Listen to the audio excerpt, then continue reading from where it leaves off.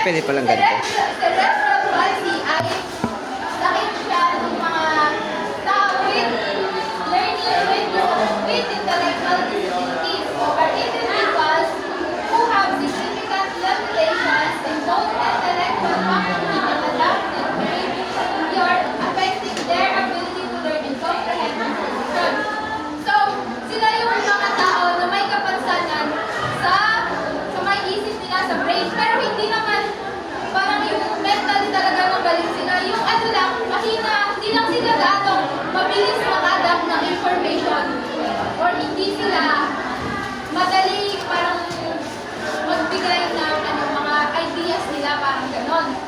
So, yung cerebral is relating to the brain or intellect. So, yun yung meaning ng cerebral, yung pag-iisip ng isang tao. Tapos, yung palsy naman is termed used to describe weakness or problems with using the muscles. So, yung palsy naman, ito yung term na nag-describe sa kahinaan ng mga kailan ng brain and also yung sa mga muscles ng isang tao. So, ang meaning ng cerebral palsy is a group of brain disorders or problems of the development of the brain which affects the movement muscles or and the ability to think normally. Sabi ko nga, Okay ba ganito? Ganito lang tao with video. intellectual disabilities, Ganyan lang ba talaga ang video? mahirap silang maka-adapt ng Baba. information. And also, sa cerebral palsy kasi di ba kasama yung kasama yung mga muscles, merong part ng brain na parang may damage or hindi pa may damage or parang development na disorder siya, which yun yung nag-lead kung bakit hindi siya nakakagalaw normally, hindi siya gaya natin na kaya natin maglakad, suppose na rin balance sa isang coordination natin. So, ito yung example ng mga taong may cerebral palsy. At sila yung mga bata yan. So, next is the characteristics ng cerebral palsy. So, una dito is yung motor movement. So, yung cerebral palsy often difficulties with muscle coordination and control. Sabi ko nga kanina, di ba kasi kapag sa motor skills natin is yung kung paano tayo gumalaw. So, yung mga tao may cerebral palsy is nahihirapan niya sila dun sa muscle coordination nila kasi nga, sinabi ko kanina, meron part ng brain na nagdadamage. So, yun yung parang nagdidip siya dun sa coordination and control nila. Kaya, minsan, di ba, naka-wheelchair yung mga ganyan or meron silang Pag sila, saway na saway. So, next is the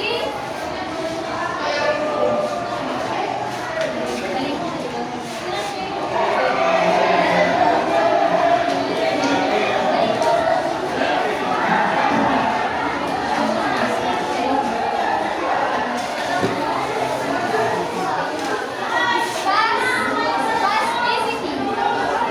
So, spasticity is ibig sabihin yung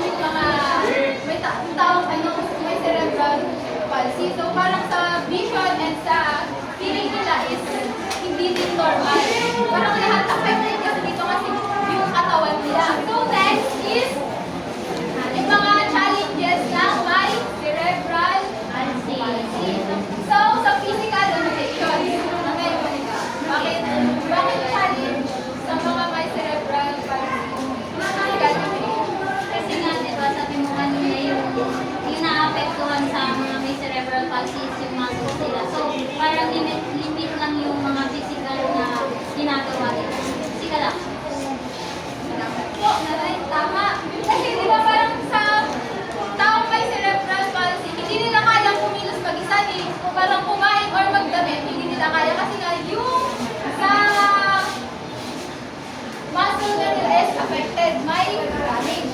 So next is accessibility to barriers.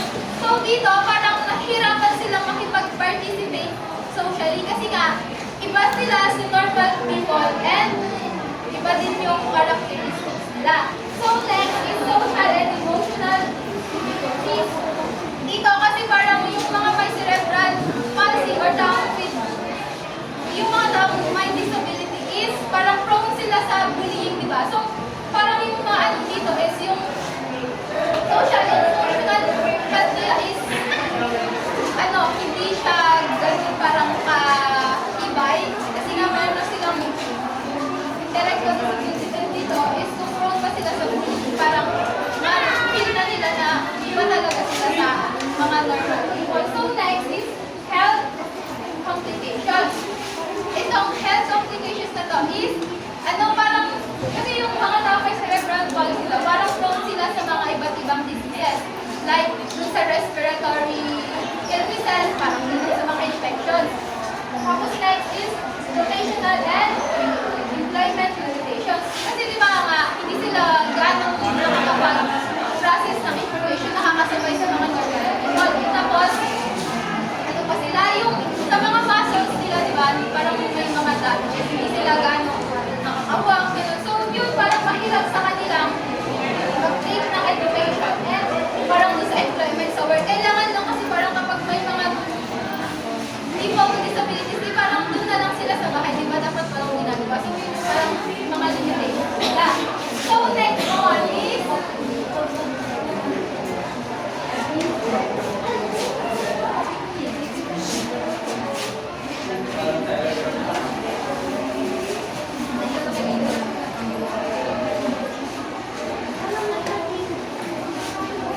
punta na tayo dun sa types ng cerebral palsy. So, meron siyang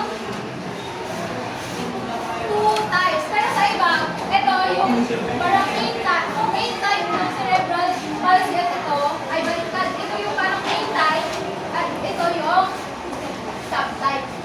Subtype niya. Pero dito, ito yung cerebral palsy by body and by brain. Type siya by body and by brain. So, una is sa quadriplegia. So, dito, parang four limbs yung affected. Like, both arm and legs nila is affected. So, dito, parang whole body yung na-affectuhan dito. Kapag sa triplegia naman is tatlong limbs. Pwedeng itong dalawang ito, saka itong sa may part ng legs niya. Tapos kapag sa diplegia naman is ito yung sa ano, hindi po ano po siya, ay diplegia is ayun, both legs pala, both legs yung naapektuhan. Pero parang less na yung parang effect dito sa may arm nila or less na yung effect niya sa may legs kapag dito yung both na naapektuhan. Ito yung example na lang. Kunyari ito, affected yung ano nyo na yan. Parang tamagan siya. So sa monoplegia naman is, pag mono kasi, isang ano lang, isang lip lang yung affected sa kanya.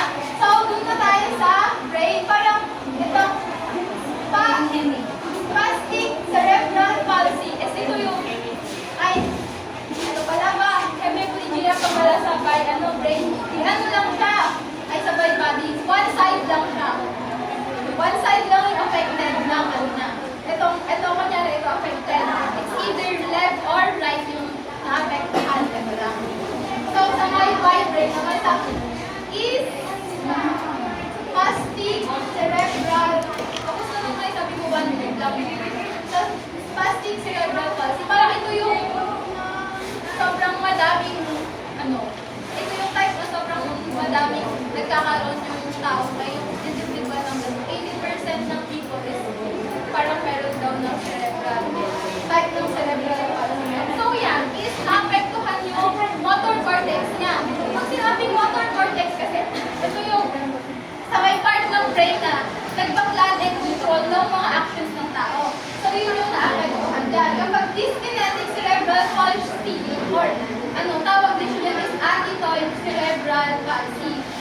yung dyskinetic, at ito ay cerebral palsy yung active verb niya. So dito, 6% ng mga tao nagkakaroon ng parang yung type ng cerebral palsy na meron. Tapos dito, ang nadadamage is yung basal ganglia. Ano yung basal ganglia? Ano yung basal ganglia? Wala ba yun? Ano siya? Yung basal ganglia, yung responsible siya sa mag-transmit ng signal sa brain. So yun yung affect, yun yung parang na-affectuhan or may damage sa brain ng tao na yan. So next is yung ataxic cerebral palsy. Ito naman is yung part ng brain dito na na-affectuhan yung is cerebellum. So ito yung yung parang problem dyan is yung sa pag-control ng body, yung sa balance and coordination na din.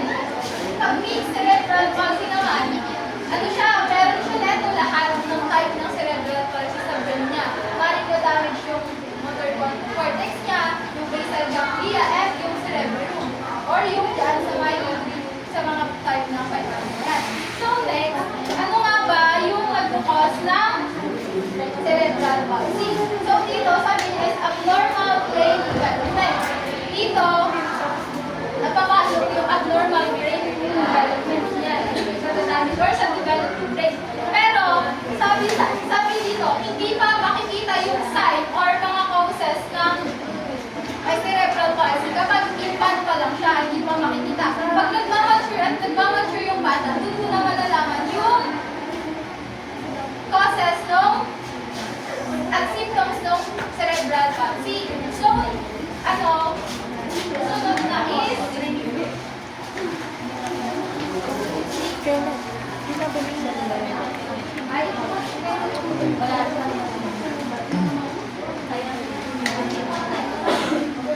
sa may factors naman ng cerebral Next na daw.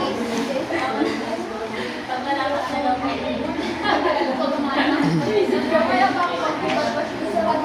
evaluation na daw.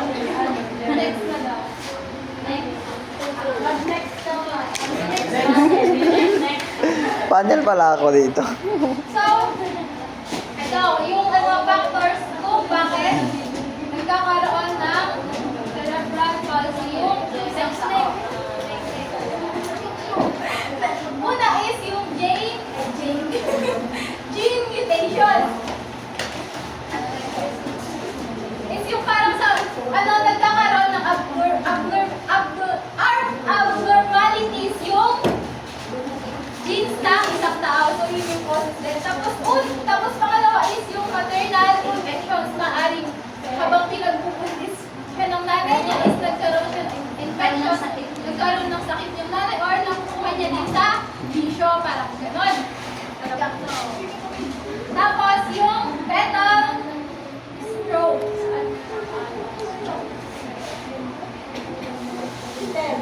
Parang din siya? Connected na siya dito sa infant infections and dito. Kasi di ba, dahil nasa health ng nanay, parang hindi na healthy yung kalalabasan ng bata. Tapos dito naman, itong bleeding into the brain and traumatic head injury. Maaaring nakukuha ito sa mga disgrasya or accident. So, nagkakaroon ng epekto sa brain yun, maaaring nabagok siya or natumba, nabangga yung sinasakit niya. Nagkaroon siya ng parang pagdurugo sa utak or sa traumatic head injury. Yun yung nagkakos ng cerebral palsy. So, lack of oxygen. Parang dito is yung lack of oxygen kung sa may utak, hindi parang hindi normal yung pag-deliver naman. Hindi nakaka-receive ng normal oxygen yung utak ng isang tao. So, last is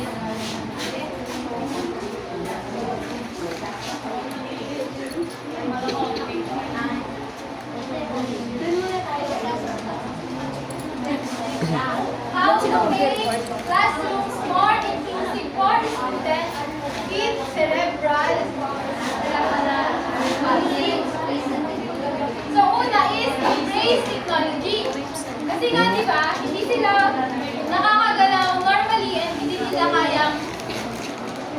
physically. So, pwede tayong, as a teacher, pwede tayong gumamit ng technology para ma-express nila yung self-love and ideas. So, next is make space.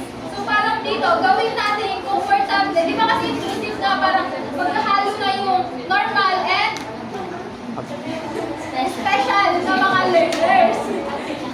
So, parang dito, parang i-make natin comfortable yung mga special learners and parang hindi natin iiba yung tingin gaya ng parang walang bias sa normal at sa special learners. So, next is use assignability.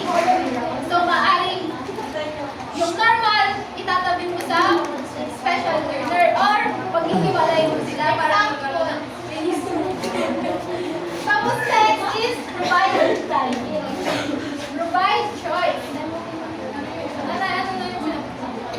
Ano na yung idea mo sa provide choice? Bibigyan mo sila ng choice kung anong gusto nilang way ng instruction para mas maintindihan.